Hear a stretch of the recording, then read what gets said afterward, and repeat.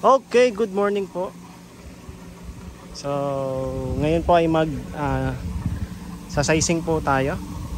At uhuli natin yung mga malalaki po dito sa pond na ito. Yan.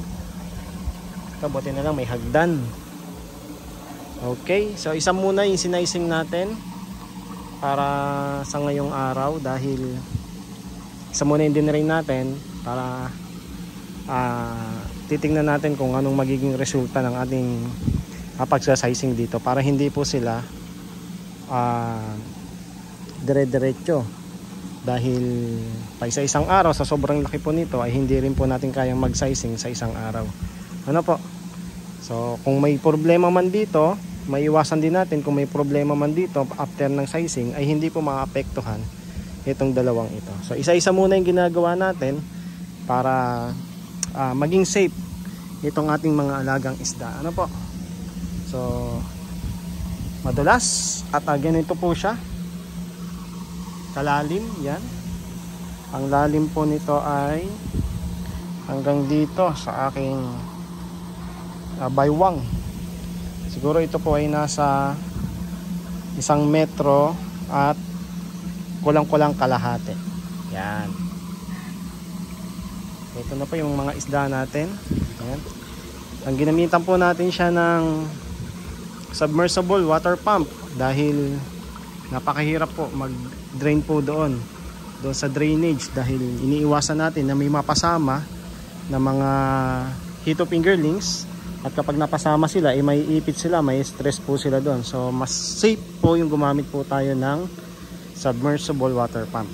So bago natin siya i-drain, bago natin siya i-sizing, na naka-schedule siya ng sizing, siya po ay kinondisyon mo po muna natin. Naka-condition po siya ng, may ginawa po tayong pagpapakondisyon sa kanya upang hindi po siya ma-stress masyado. Ano po?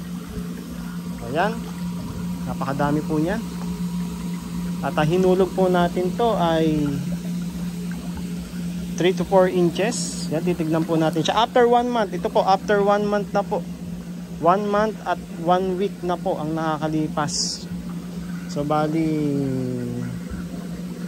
35 to 37 na po ang inilagi po o edad ng isda dito sa pond bago natin siya i-drain po, bago natin siya i-sizing. Kasi sa lawak naman po nito ay hindi naman po siya agad-agad magkakain. Ayun, may malalaki na po doon. Ano po? Yan. So kinondisyon muna natin siya bago natin siya i-drain. Ano po? Bago natin siya isa-sizing, naka-schedule ng sizing. Tinignan natin yung ammonia, kung may ammonia ba siya bago natin siya i-drain, dahil kapag may ammonia po ito bago nyo i-drain, mag-i-spike po yung ammonia. So maaaring maging problema sa ating mga isda kapag may nag-ammonia spike po ito. Okay? So hindi natin pinadaan sa sa drainage para wala pong maging problema itong ating mga isda. Yan. So pati yung mga dumi, yan, higop po niyang water pump po na yan, submersible water pump. Malaki po ito. Napakalaki po nito, napakabilis po nito humigop.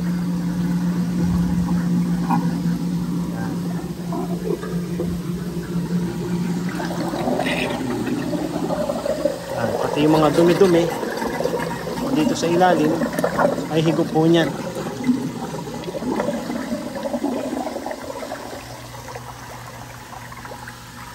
Yan. Linisan lang natin tong lambat. So binalutan natin siya ng lambat para hindi mapasok ng mga isda sa loob.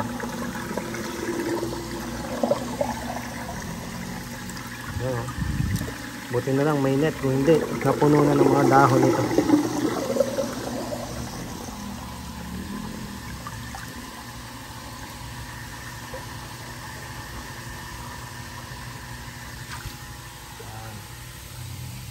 So ito na po yung ating mga hito fingerlings. Mamaya titignan po natin kung gaano na po sila kalalaki at yung mga average size po nila. Ano po, may mga maliliit pa din po. Talagang yung mga hito po natin ay hindi po talaga pantay-pantay ang paglaki. Ano po?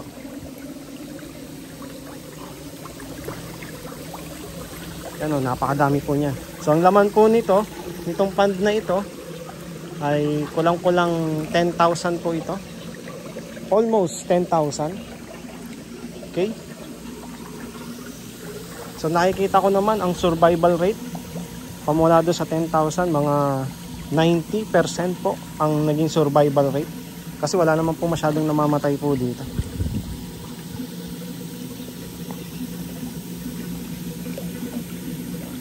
Yan. So ang kinakain lang mga buto ng mga manok. So ito yung mga buto. Nandito. Mga manok po ang pakain nito kaya mabilis lumaki.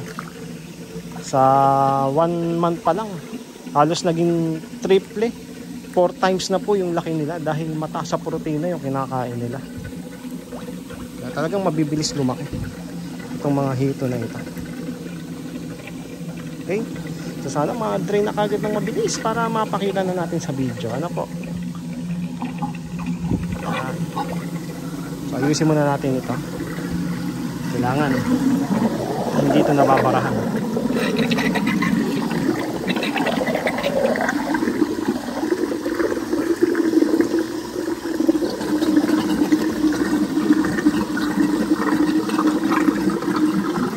Ganito po pala yung style ng drainage nila dito. Itong pond na ito. Yan, baka maayos natin sa susunod. Ayusin po natin ito. Ito na po. Dapat nasa ilalim yung drainage na ito. Actually meron din doon. Opo. Kaso medyo mahirap lang kasi nakadikit kasi yung drainage niya doon sa may pader. Pero sa susunod ko napapaliwanag yan. Dito muna tayo.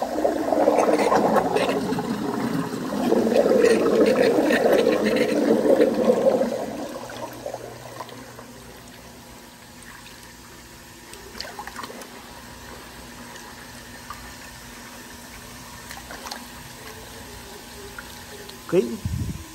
So sana walang maging problema after natin ng sizing kasi madalas po na mataas ang mortality kapag hindi maayos yung pagpapakondisyon bago mag-sizing.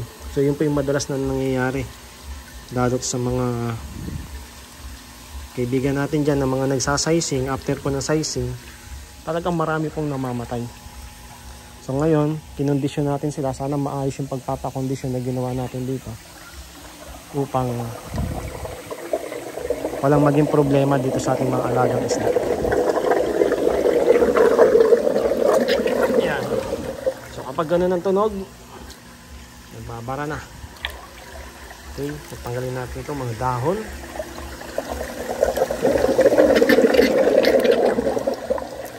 Yan, malapit na maiga.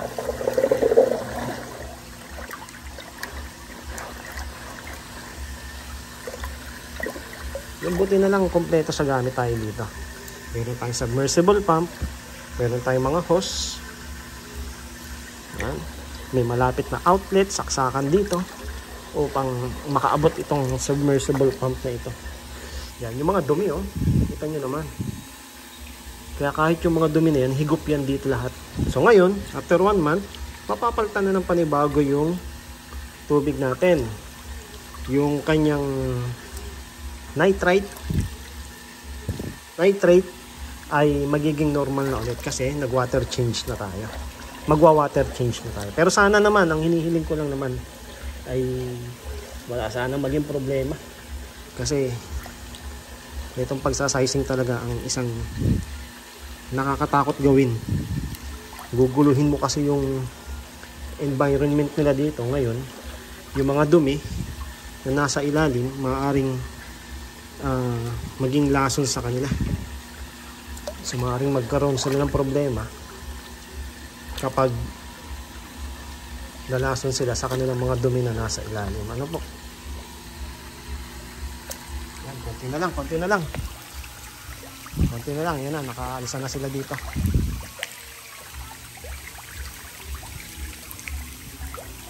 Yan.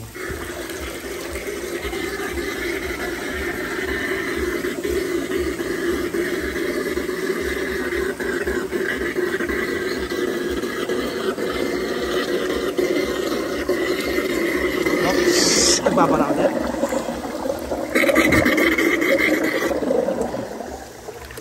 Okay, konti na lang.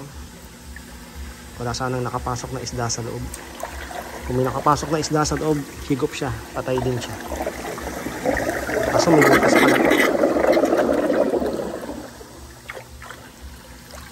Linet naman siya, kaya hindi makakapasok itong mga isda sa loob.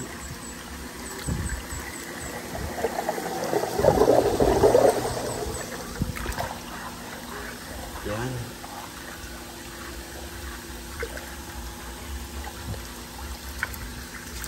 Okay, so yun, ang dami nila sa gilid. Yan. Ang dami nila dyan.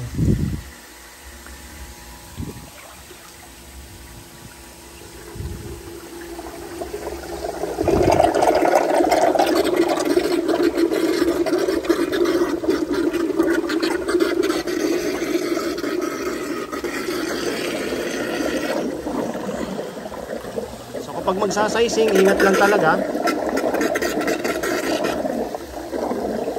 Pag magsasizing, ingatan nyo lang talaga at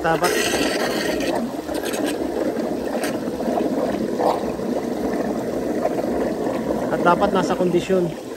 Okay, kapag magsasizing po kayo, kasi kapag wala sa kondisyon, hindi nyo kinondisyon, mamamatay itong mga alaga nyong isda.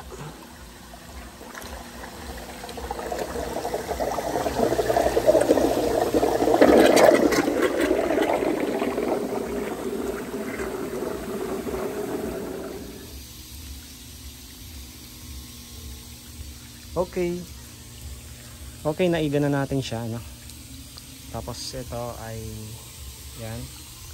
Ito ang problema. May nakita tayo ditong crack. Tapos yung tubig ay bumubulwak dito. Galing po yung tubig doon sa labas siguro. Sa pinagtapunan natin ng tubig. Tapos sumisip-sip siguro yung tubig pa ilalim. Tapos dito siya dumadaan sa crack po na ito. Okay, so nandito lahat ng mga isda. Yan, palibot. Yan, yung iba. At malalaki na yung mga anaga nating isda. Ito, may nakuha tayo. Medyo ngayon pa lang. Malaki-laki ng konti. So, hinulog natin siya ng 3 to 4 inches. So, ngayon ay nag-average na siya ng mga 9 to 10 inches. Okay? So isang buwan pa lang po ito. Baka nga next month, 2 months pa lang makaharvest na tayo. Ano? Next month, makaharvest na tayo. So 2 months lang itatagal ng mga isda dito. Check natin. Ito. Tingnan natin, nandito kasi silang lahat. Ang punong-puno po yan. Ano po? Yan o, talagang hindi mauubusan ng tubig. Kasi itong crack na ito ay nabukal. Okay. So, dapat takpan ito. Dahil maaaring pahigop naman yan sa susunod. Tingnan natin kung may mga huli tayo. Ayan. So average ay 9 to 10 inches yung mga malalaki. So paharbisin na. Paharbisin na po yan. Yan o. Yan, malalaki po yan. Ito mga 8 inches. 8 inches, pinakamalaki ay 9 to 10 inches nandun sa loob. Okay, yan, punong-puno po yan ng hito. Pababa po kasi ito, pa-slope. Tapos dito po yung mga isda na nasa ilalim. Okay, so yan, siksikan sila dyan. Tingnan natin. Huliin natin. Dun sa parte nito, malaki to. Dapat matanggal natin yan. Ito, punong-puno.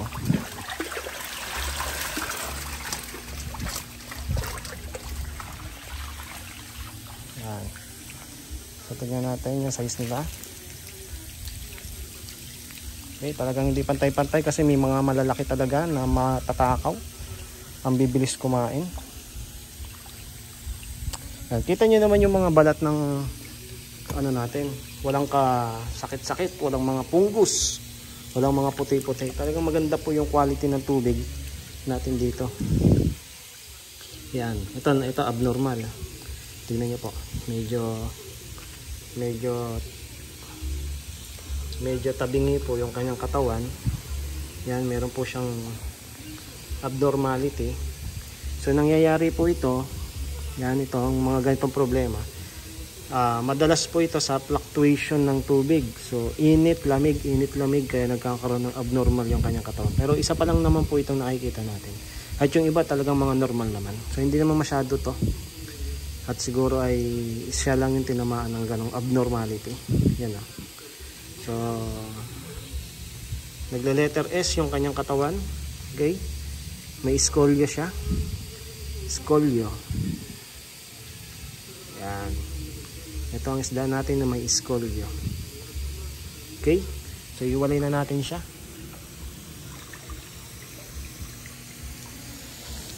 Ihiwalay natin siya. Nilagay natin siya sa mas malaking lagayan. Yan. So kukunin natin yung mga malalaki ano. At mamaya na ako magbibideo para hindi na masyadong ma-stress tong mga isda. Okay. So ito na po yung mga nahuli natin na shooter. Actually hindi natin na lahat dahil iniiwasan natin, tinigil na natin yung pagsasizing dahil iniiwasan natin na ma-stress yung mga alaga nating isda ano. Okay, so ang average niya ay 8 to 10 inches. Yan ng mga ito.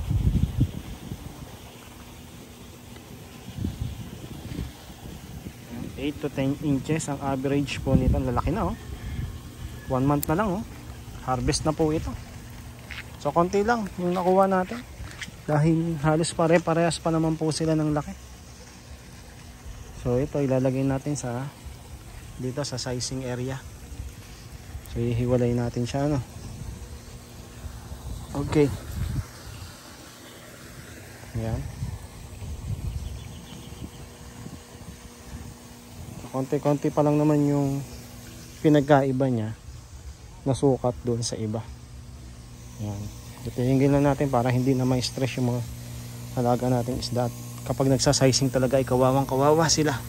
Yan, ihulog natin sila dito sa part na ito na pinakamalalim. Yan. Okay. Yan. So, dyan na sila. At sana makarecover sila ng maayos dyan. Okay, so yun. Ganun lang po tayo nagsizing. Inigal lang natin yung tubig. Sana walang maging problema after ng sizing. Ano po? So nakakatakot talaga kapag nagsasizing talaga. Na-stress kasi ng masyado yung mga isda.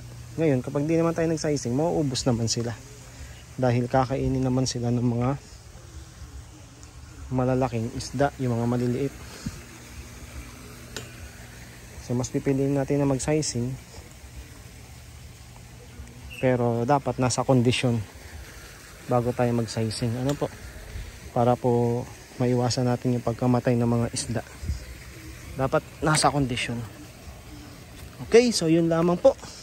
At muli maraming salamat po sa patuloy na panonood.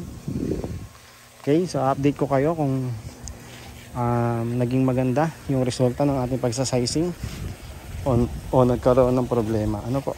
So muli maraming salamat po at God bless po sa ating lahat.